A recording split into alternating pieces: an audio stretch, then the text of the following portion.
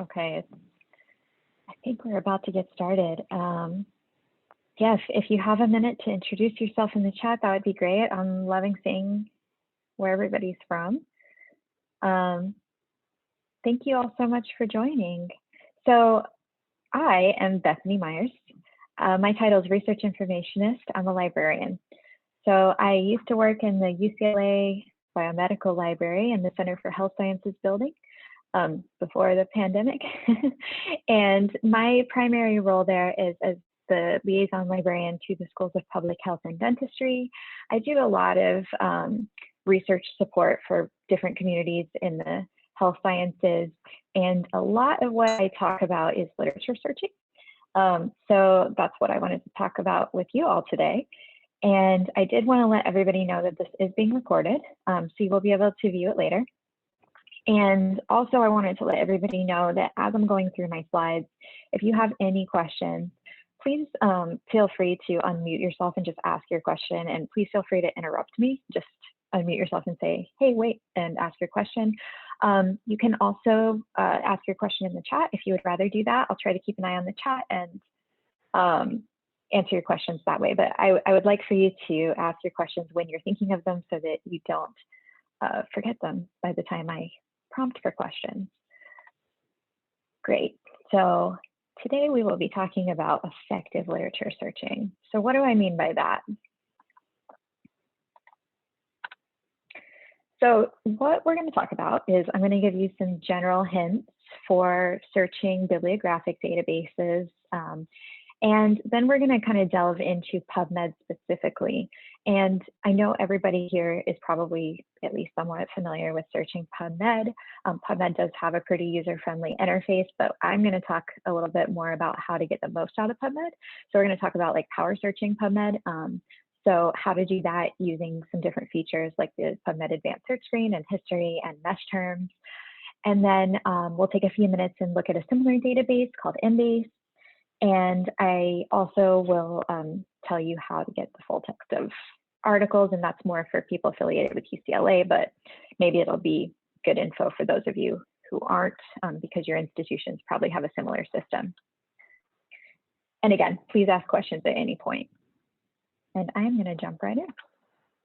Okay, so just some general hints to get us started. So no matter what database you're in, whether it's PubMed or even Google or any other database that you happen to use, I think something that's a really helpful tip is to know that exact phrases usually require quotation marks. So what's happening here in this screenshot, you can see I searched for breast cancer, search number 1 there, and I got 408,000 results. And then I searched for breast cancer, except the second time I put quotes around it, and that's a much more specific search. I got 274,000 results.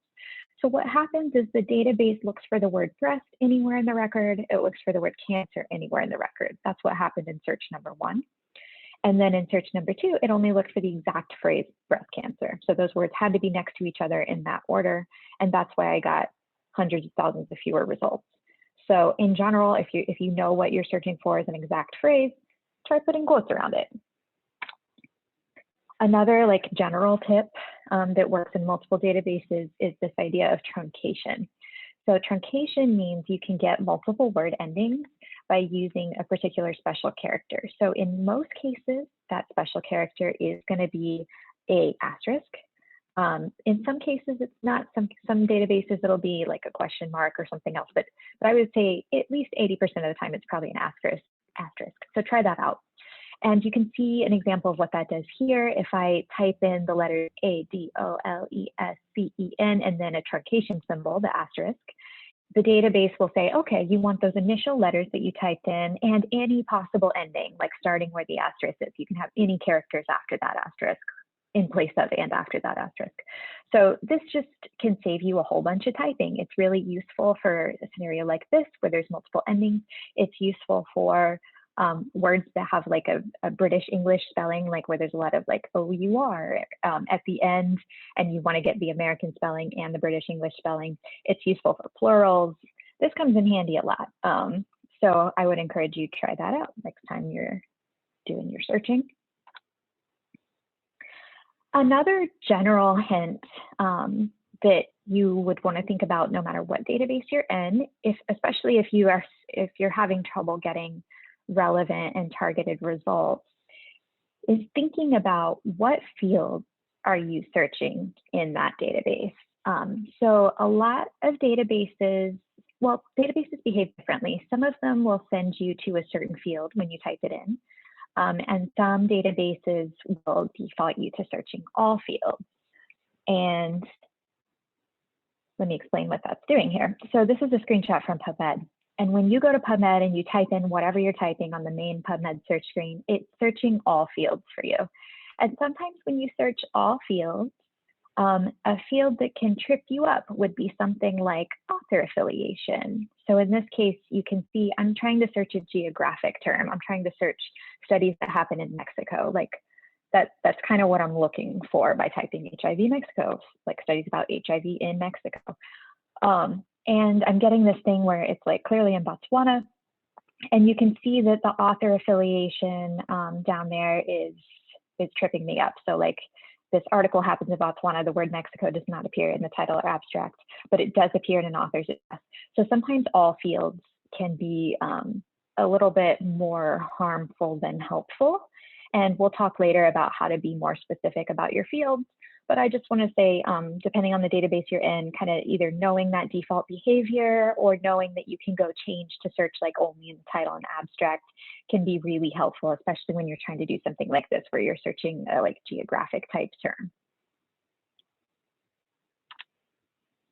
Okay, so before we jump into talking about how to structure your search, does anybody have any questions on those first couple hints? So like truncating or using quotes to search a phrase, or this idea of fields.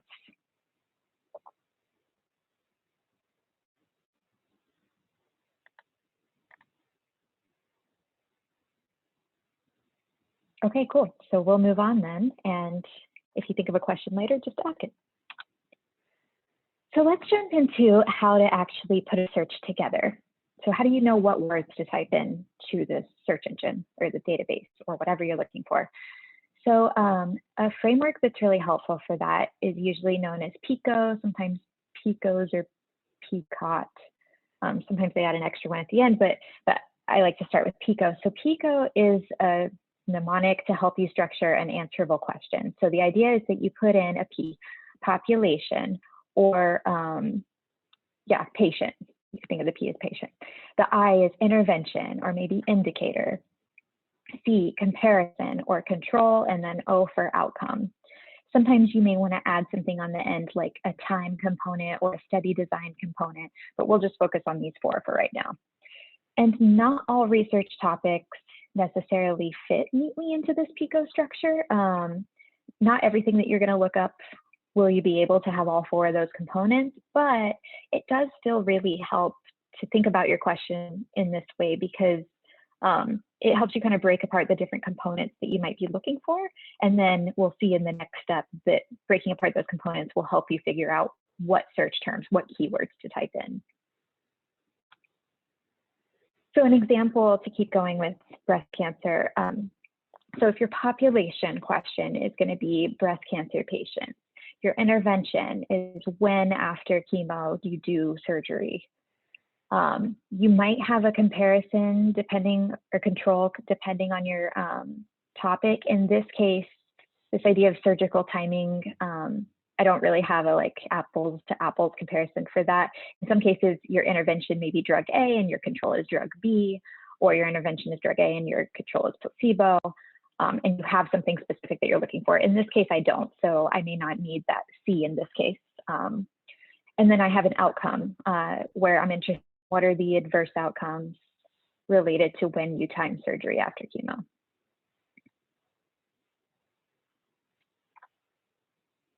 All right, so we're going to move on with that example. So we are going to go to PubMed and go to the advanced search screen. So we are going to skip their initial search bar altogether and go straight into the advanced search screen. So I'll do that while we're here.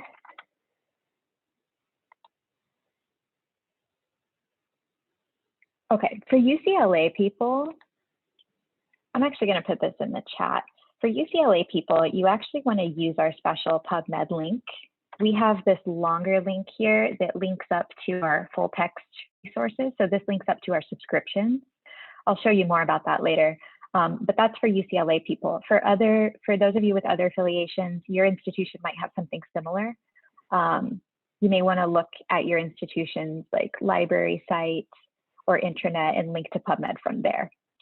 So I know PubMed's public, you can get to it very easily through Google, but in a few minutes, I'll show you why it's better to have this longer URL for people affiliated with UCLA. Okay, but here we are on PubMed, clicking the advanced search screen. And here we are on the advanced search screen. I'm going to be toggling back and forth between my slides just so I can show you the screenshot and explain it, and then we'll look at it in real life. Okay, so the advanced search screen, you're going to be seeing something like this. So you're going to have a search builder, and that's going to be these boxes.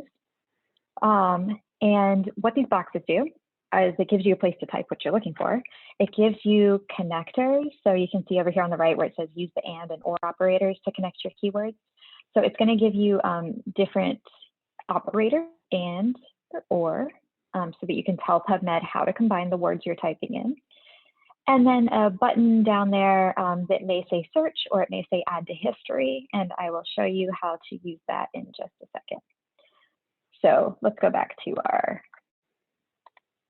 thing.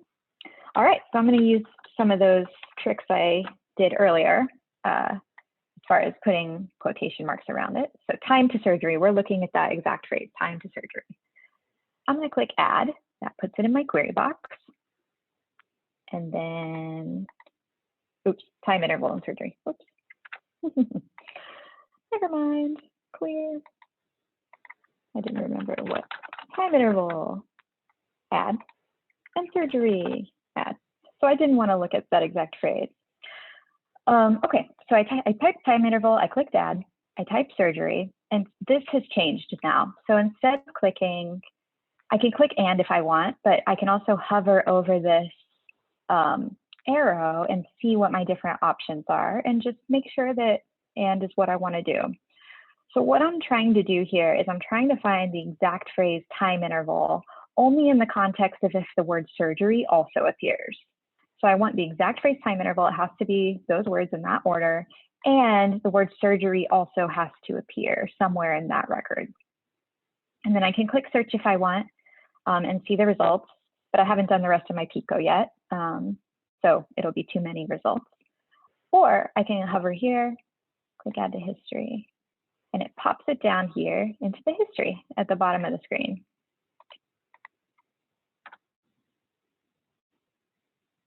Yeah, and then I was going to add time to surgery. Let me go back and do that too.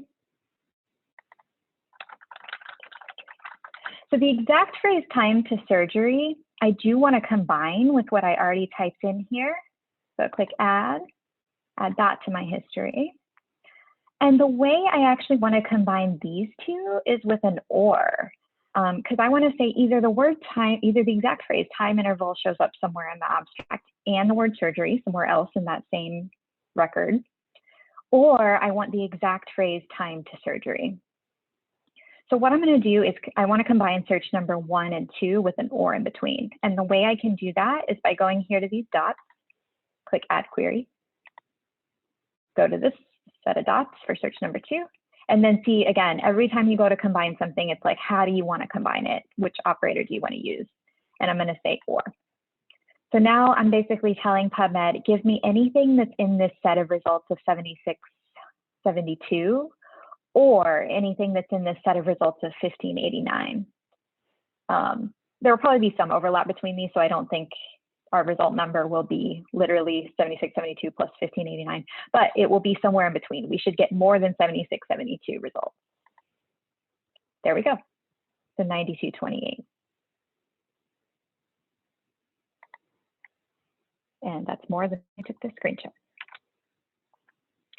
Okay, and then let's do the other components of our PICO. So we have our population, breast cancer. So let's put that in.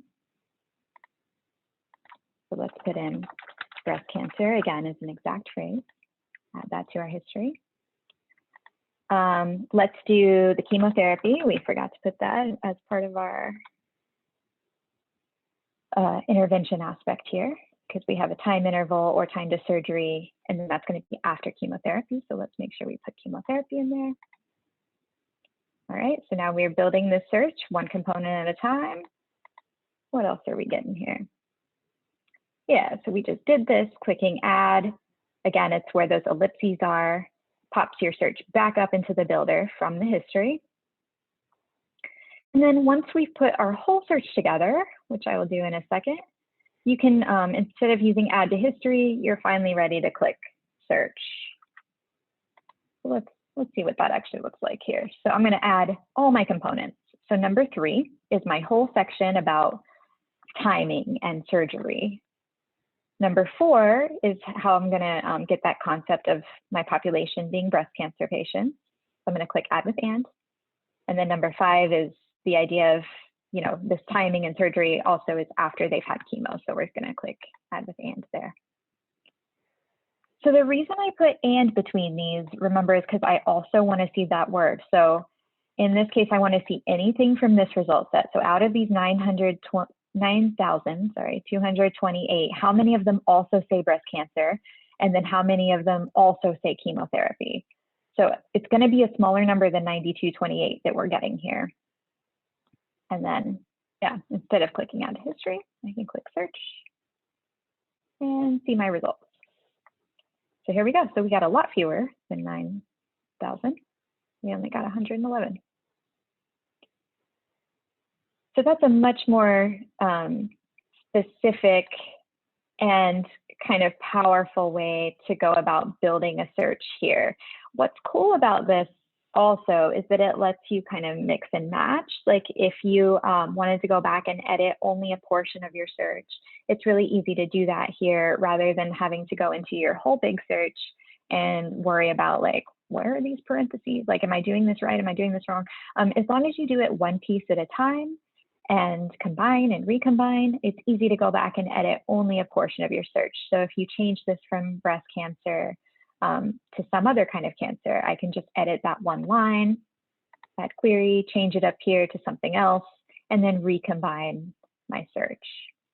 So it gives you an awesome way to like mix and match and kind of explore the literature and try out different keywords without having to do tons of retyping. Okay, so yeah, so I just said this second bullet point, easy to not have to dig through a long search screen. So now let's go talk about fields real quick. So I had mentioned earlier that sometimes all fields can trip you up, and that, depending on what you're searching, sometimes that happens. So you may want to think about limiting to only a certain field here.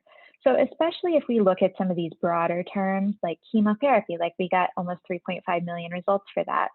So chemotherapy, all fields is giving us a lot. If we wanted to say like, actually, instead of searching chemotherapy in all fields, let's limit that to only a field that I know will probably be the most relevant, like title and abstract. You can see we're gonna get a lot less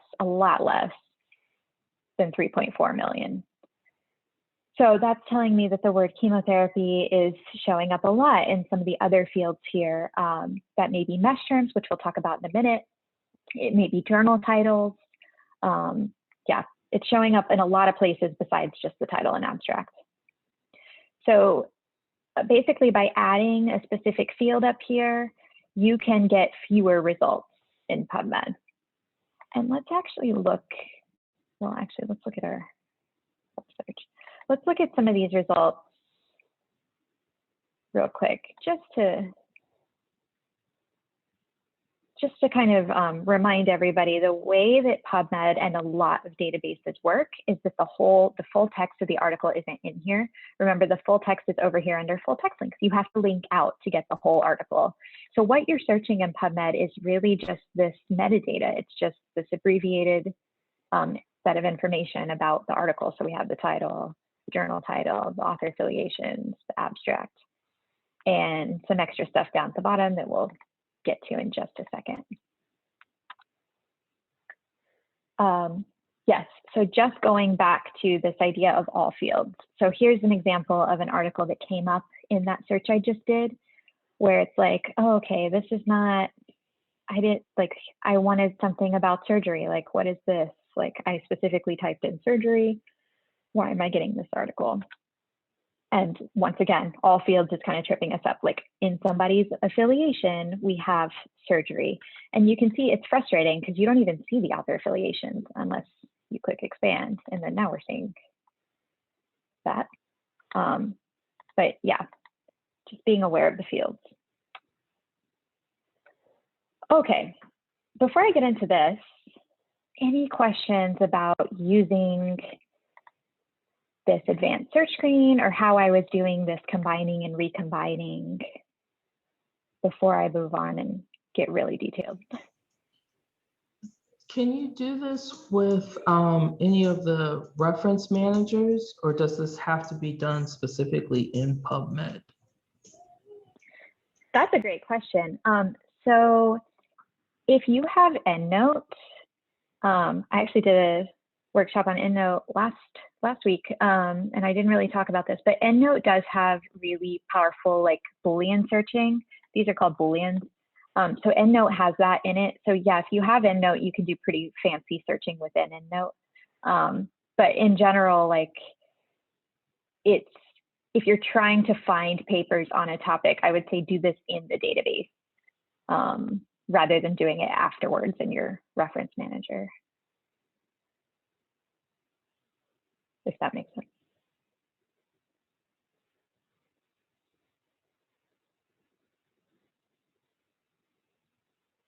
Did that answer your question?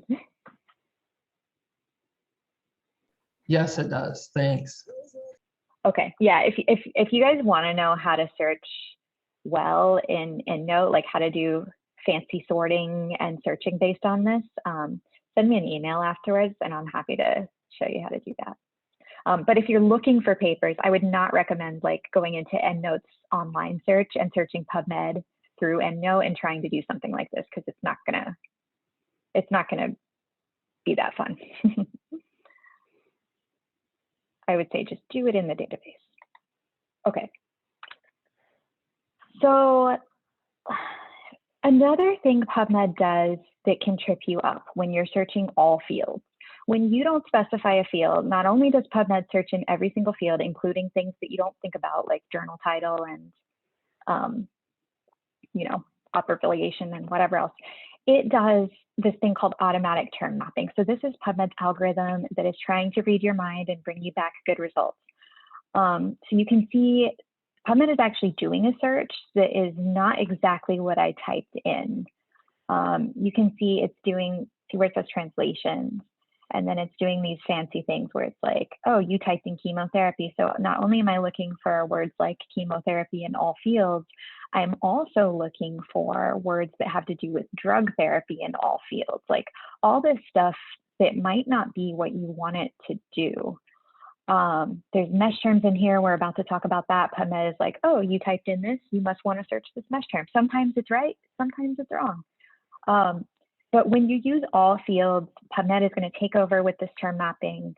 Sometimes it works well, sometimes it gives you results that are not what you wanted. So if you ever are getting totally weird results, click on this little details thing right here, double check what PubMed is actually searching. And then if you want to take back over full control, remember that you can do that by specifying a field, by choosing title and abstract or whatever other field you want to specifically search, and not using all fields. Because PubMed only does this term mapping when you leave it on all fields. So just be aware that that's happening. And if this is something you want to delve more into, you're having trouble with a particular search, send me an email, happy to troubleshoot with you on your particular thing. But it is really good to know that PubMed tries to do this like automatic, fancy searching if you're getting weird results. Okay, before we jump into what is mesh, like what are these mesh terms listed here? Before we jump into that, any final questions about like advanced searching in general?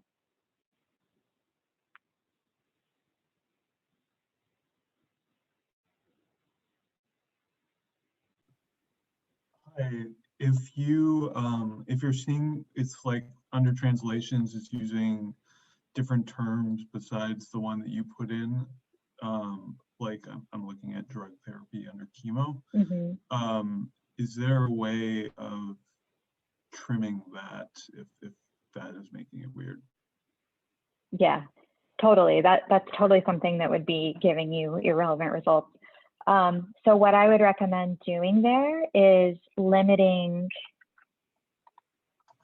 your, so instead of doing chemotherapy all fields, which you can see, translation, drug therapy, all this stuff, do chemotherapy in only the fields you want to search, like title and abstract. And then you can see PubMed obeys you, like chemotherapy exactly only in the title and abstract. So just tell it what field you want it to search, and then it'll stop doing all this.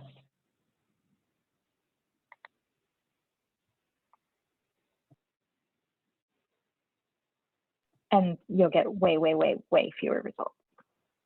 Got it. So specifying the field will also address that as well as the field. Right. Okay. Yep. Thank you. So if you, yeah, of course.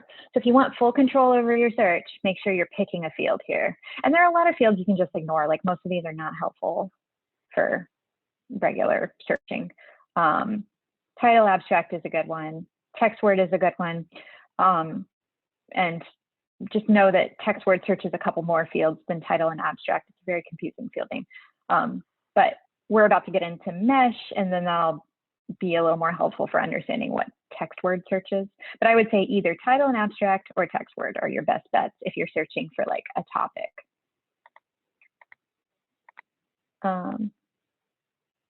Okay, let's jump into what is mesh. So you can see on this screen, we have some in brackets here. So we've got a lot of all fields, but we've also got some stuff popping up like mesh terms in these brackets, and then mesh subheadings. I don't know if you see that behind surgery, it says surgery, mesh subheading. So let's find out what it's doing there. Let's see what's happening. So what in the world is mesh? So mesh stands for medical subject headings. It's a controlled vocabulary. So it's a list of standardized terms that they're tags, basically. They get added to articles in PubMed. And I'm simplifying that, and this slide is a little more detailed. It's actually Medline, which is only part of PubMed. So just know that not everything in PubMed has mesh terms. So if you use mesh terms, you are going to miss things in PubMed. But if you know what mesh is, it can actually help make your searching in PubMed a lot more targeted and specific. So I'll show you what it looks like on an actual article, and then we'll go back to the slide. So scroll all the way down. So here's the info up at the top, keep scrolling. And then we've got the list of mesh terms down here. So you can see that this is a long list of mesh terms. You can see that these give you a pretty good idea of what this article is about. So if you hadn't even looked at this, like if you were just ignoring the title and abstract, you could still probably get a decent idea of what this article was just by looking at these mesh terms. So you can see breast neoplasms, ductal carcinoma, neoplasm recurrence, all this stuff is kind of telling you what's going on in this study. There are a lot of general tags on here like female, human, and then there are a lot of really specific ones like the mortality of residual neoplasm, right there. These forward slashes separate the mesh heading, which is in this case neoplasm residual, from the subheading, which in this case is drug therapy, which if you recall, they were mapping chemotherapy to in our search details. So drug therapy for residual neoplasm. This subheading lets you get at only a certain aspect of this main heading. So surgery for residual neoplasm, pathology of residual neoplasm, mortality of residual neoplasm. That's how these are structured. Some of them don't have subheadings, like neoplasm invasiveness. They didn't assign a subheading for that one on this article. So they're just saying it's about neoplasm invasiveness generally, and they're not giving you these more specific tags. But knowing how these work is really cool. I'll show you why in a second. The other thing to note here is a different set of mesh terms, but they look the same. The asterisk, I know I told you guys earlier that an asterisk gives you multiple endings on a word. Well, on mesh terms, an asterisk is going to denote that that particular term is a major topic of the article. So not only does the paper talk about these things, so not only does the paper talk about combined modality therapy, the mortality of combined modality therapy, the article is like really about that. Like the article is really about the ones that have these asterisks on it. So like this is the point of this study. And you can see there's only 1, 2, 3, 4, 5, 7 out of the bigger list that are like mesh terms that represent the actual purpose of this article. And then you have some of the more general ones like female, male, human, ages, things like that.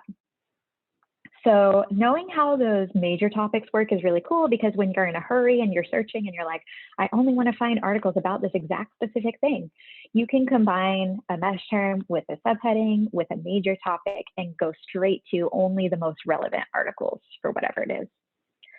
So how do you do that? So if you want to use mesh in your searching, first you need to know what the mesh term is that you are looking for. So these are not, the mesh terms are not arbitrary, like they are standardized. There is no mesh term that's like breast cancer. The mesh term is breast neoplasms, like that's the one you use. So you got to look up what the mesh term that you want to use is. And the way to do that, go back to the main screen of PubMed and then look for this thing down here that says mesh database and click that. All right, so now you're in the mesh database. Go back to my slides. And you want to look up the concept that you're searching. So this is what a result in mesh looks like. And we'll go over this and then I'll show you in my browser. So I looked up mastectomy. It's got a definition, so you may want to double check that definition just because there's some terms that might be a little ambiguous. You've got these subheadings, so all these check boxes where it's like the things we just saw, adverse effects, classification, qualification. All those things are only certain aspects of the main topic, and you can feel free to check those if you're trying to get to something very specific. And then if you keep scrolling, you'll see that there's a taxonomic tree. So you can see at the bottom here, there's broader terms, there's narrower terms. So you might want to look at that and just make sure you're in the right place, that there isn't a broader term that better represents what you're looking for, and that there isn't a narrower term that better represents what you're looking for. So let's come here and search. And you can see instead of, it's not like PubMed where you get papers as your results, you get mesh terms as your results. So I search mastectomies and then it's like, okay, well, which of these do you want to go to? And then I'm going to click on the first one here. And then again, look at the taxonomic tree and make sure, am I in the right place with this general term, or do I need to go to one of these more specific forms of mastectomy?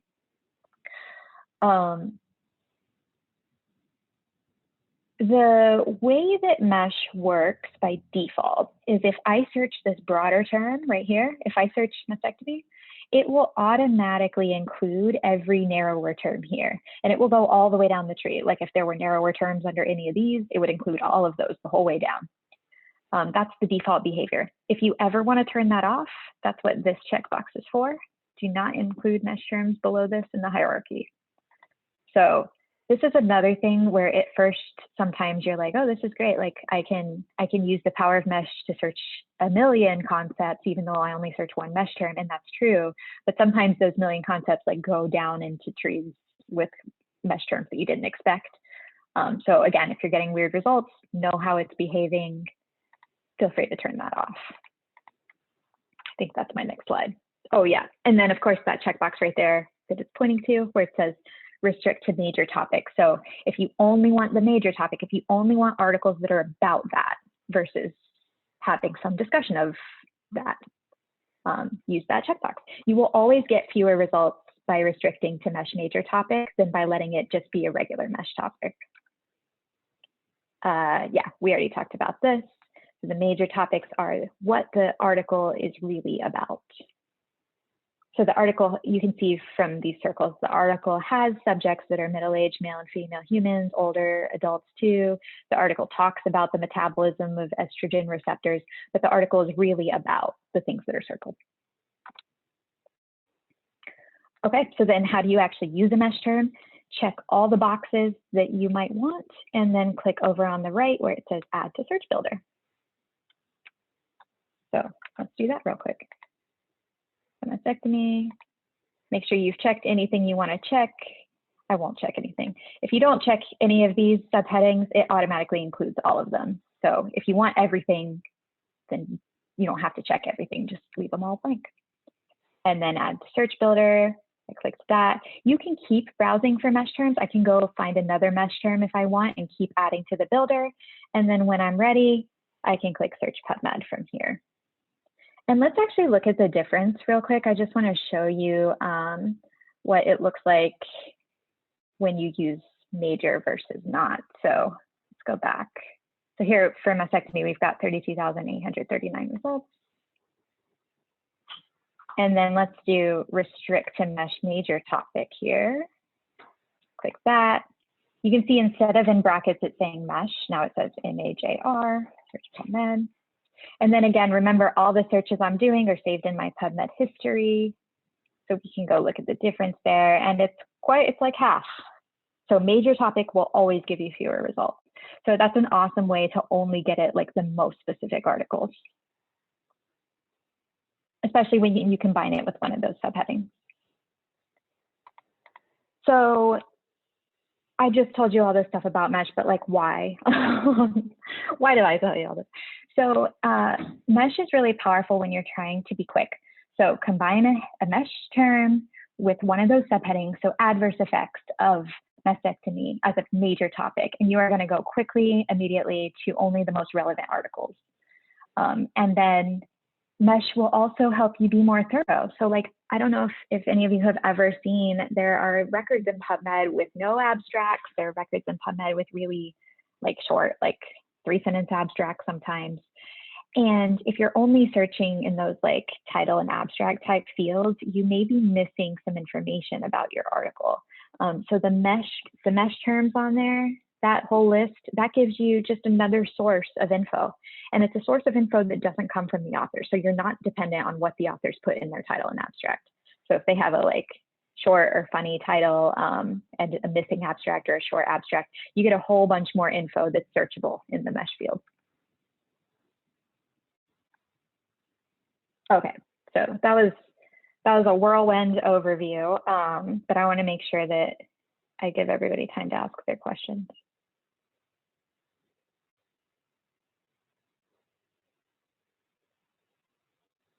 Any questions about PubMed or what you're searching or how to do advanced searching or how that works? You know what? Let's look at this real quick. Let's combine. And again, I'm going to look in the title and abstract field. Add to history. So when I search the mesh field of articles for mastectomy, which is search number 8 on my list, I got 32,839 results. When I search for a truncated version of that concept, in only the title and abstract field, I get 24,000 results. So that's cool. Usually you get fewer results with mesh. If I combine them with or, am I spelling this right actually? Okay, I think so. If I combine them with or, then I'm saying, look everywhere. PubMed, look in the mesh field for this concept, or look in the title and abstract for this concept, and give me everything you've got on this thing. And you can see that's when I get the most thorough result set. So I get more than number 10, I get more than number 8. This is the most thorough version of that search.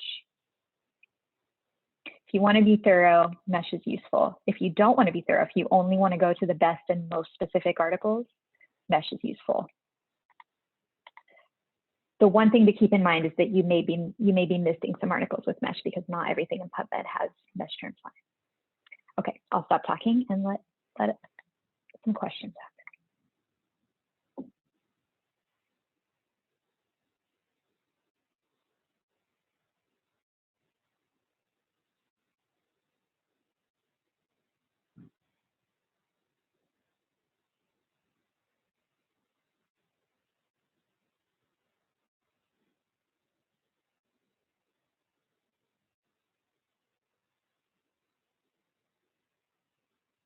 how to save searches. Question about that? Okay, yeah, let's look at that real quick. Saving searches in PubMed. So let's go to the search results. So if I want to save this search, I can click Create Alert.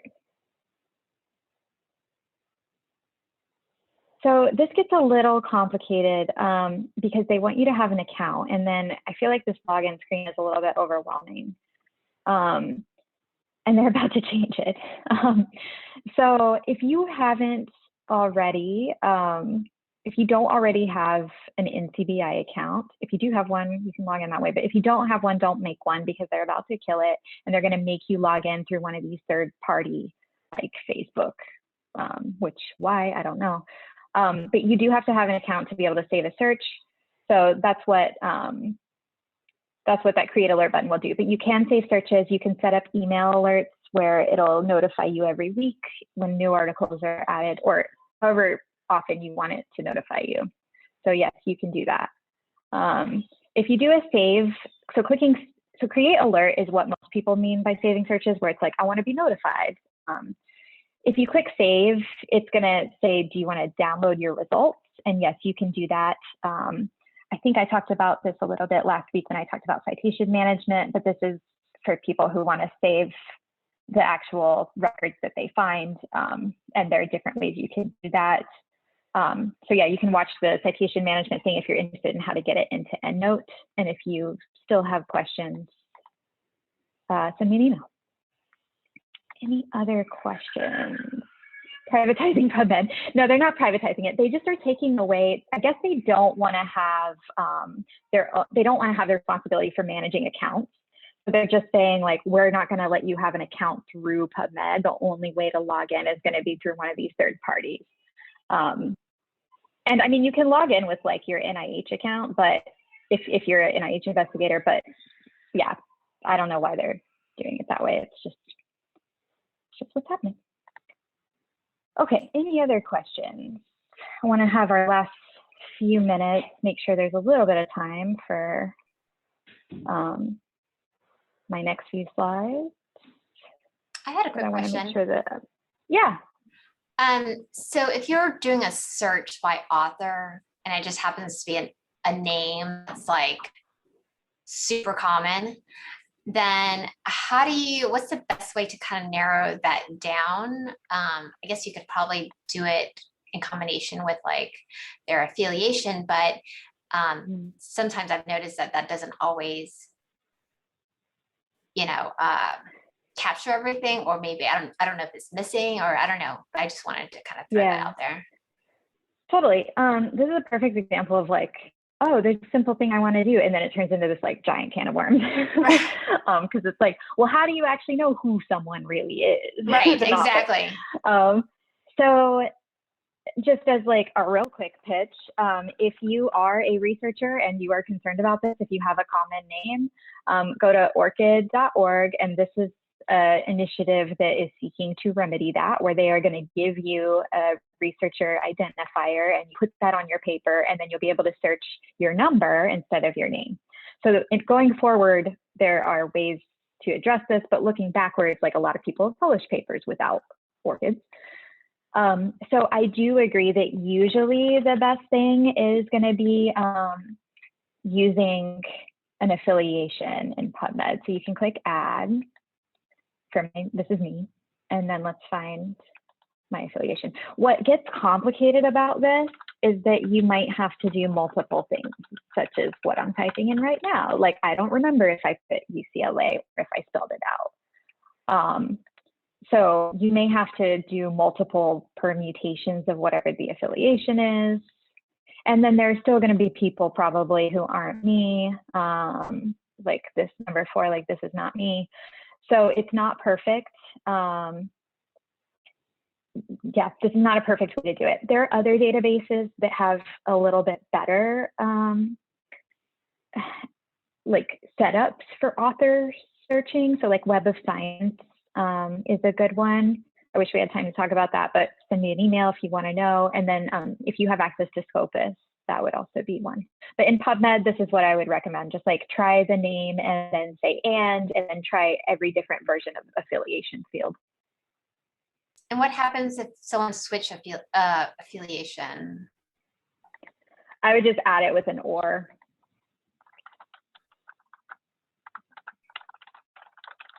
Like that. Got it. Yeah. And then affiliation. There you go. And then would you do this? However, and would you do the same if like, because I've noticed that like some people aren't always listing their names consistently. Like sometimes it's right. Bethany and your middle initial, and sometimes they don't put their middle initials, you know, or if they. Yeah. Well, in this case, this would pick up, I don't know if you saw so like this is me, BA, but then it's also picking up like BW, which isn't right. me. So if you only put your first initial, it'll capture anybody's middle initial. But if you always published with your middle initial, go ahead and add that. But if you think you might not have, then leave it out. Cool, thank you. Mm-hmm. Any other questions?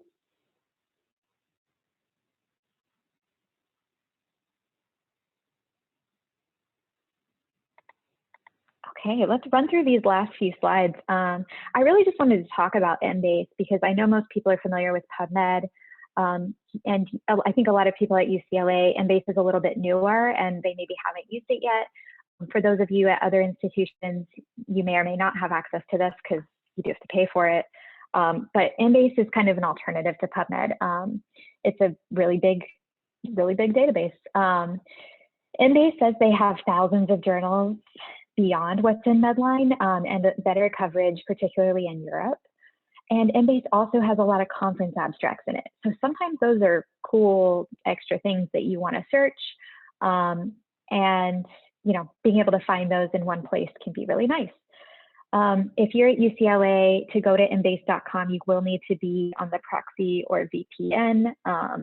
You can find info about that on the library website if you haven't set that up. I think most of us probably have it by this point. And then I'm just going to go through these real quick because I know we're running out of time, but I'll show you some screenshots of how Embase works. So Embase has it kind of puts you into a fancier search screen. It looks like this.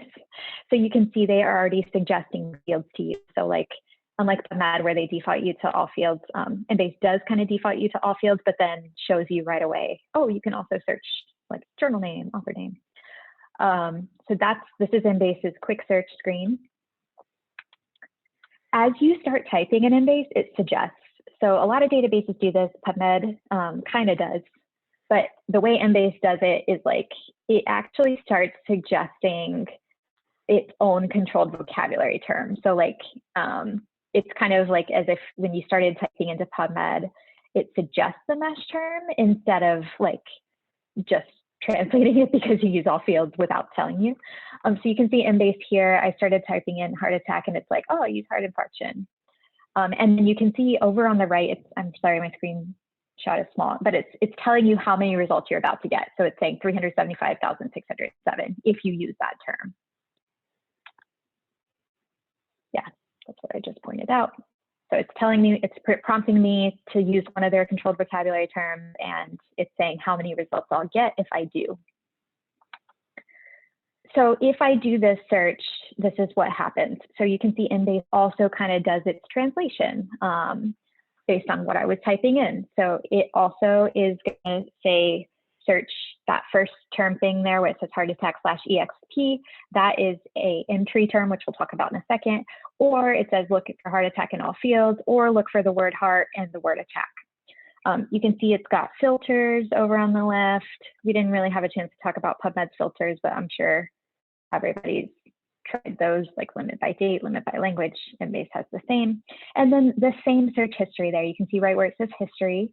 That works just like the search history in PubMed. You can reuse, recombine, go back to things you previously searched and mix and match and put them together with something new.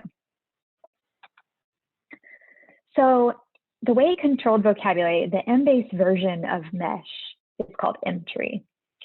And you can see that at the bottom here. I have a closer screenshot here. So this is the same exact like concept. So it's these standardized tags that are also a taxonomy where there's broader terms and narrower terms. So you can see there's my hard and Farkin right there. It has the same kind of thing where it's like the major topics or the regular topics, and you can see the major topics are in bold. So if you want to use an entry term, you want to look for the word entry in the top right corner of the screen. That screenshot was kind of out of context, so I'll just flip back. And then if you guys look at the top right area, it says search and then entry and then journals, results, blah, blah, blah. So that's where the entry thesaurus lives. So this is just like going to the MESH database in PubMed. You click there, you search what you're trying to figure out, what's the entry term for this concept. You can see the taxonomy is very similar to MESH. It's in these different trees. This one's, yeah, in at least two different trees. I think there's more beyond. The way it works is similar to MESH. So like where it says explode, remember how I said that MESH automatically includes all the narrower terms? Entry does too, until you turn that box off. And then the same thing as the major topic, like see that box that says as major focus. So if you want it to be the major topic, if you want the article to be about that, you can check that box. And then just like in MESH, you can either just add that to your query builder and keep browsing, or you can just take this to search and then search. The other feature, I'm sorry, we're running out of time, so I'm not going to show these live, but I am just going to flip through them real quick so you know. The other feature about Embase that I think is cool is that besides that first initial search screen, they have search interfaces that are particular towards like a certain kind of search. So they have a PICO search, which is really cool. Like see how over on the right where it says a line for your population, a line for your intervention, a line for your comparison. So you can start typing in for each component of your PICO and it will suggest things as you're typing. And then in the middle there, you can see that's the entry list. So like you can double check what it's suggesting to you and browse around. It's a pretty neat structure. If you're interested in pharmacovigilance, there's an advanced search screen that's where the fields are. So if you want to limit to, if you want to learn more about how fields work in Embase, feel free to email me or take a gander at this advanced search screen and look through it. And then they have, these are all three of them in one screenshot, but they have separate search interfaces for drug, diseases, and devices, because each of those is going to have different subheadings that are relevant to it. Like, you know, you don't need like a therapy subheading for device. So like, those have their own like useful things on each of those screens.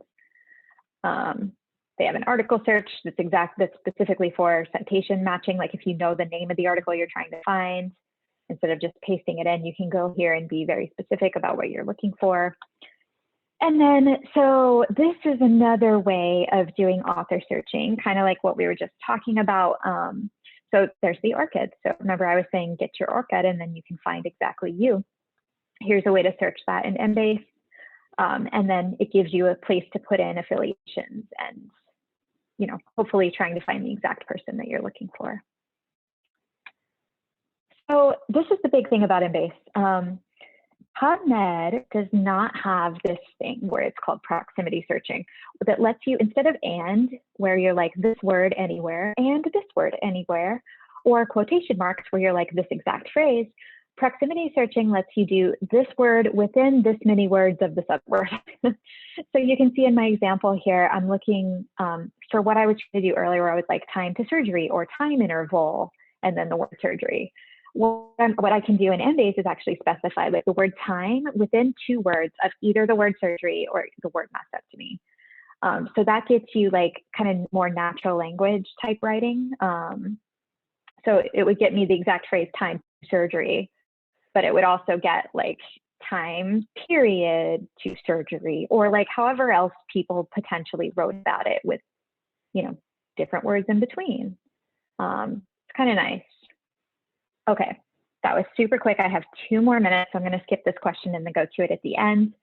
So the last thing I wanted to show, I'm sorry, this is specific to CLA people, but if you are not or UC people, but if you're not in the University of California, your institution probably has something just like this. And what it is you're going to have your own special like institution link to the actual full text. So again, the whole article is not in PubMed, the whole article is not in Embase. You want to look for this orange button if you're a UC person. Usually that button will take you straight to the full text, but sometimes you might see a screen where it says item not available. And all I wanted to do with this slide was let everybody know that you can actually request things that we don't have access to. And again, most of you, I think, will have a system like this at your own institution. It's called interlibrary loan. You can get articles for free that we don't have. Okay, and that was my presentation. Let me go back to the question screen just so you all have my email, and I will spend my last minute answering questions.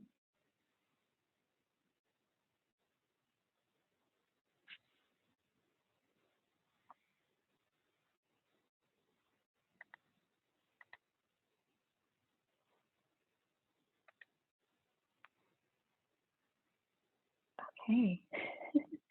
I do want to say, if you think of questions afterwards, send them to me in email. If there's anything, I know that was a very quick overview compared to what these databases can do. So if you want to meet and talk about your search, like your particular search and how to get good results for what you're trying to find, send me an email. Happy to help you with that. And I will thank you. I just want to thank everybody.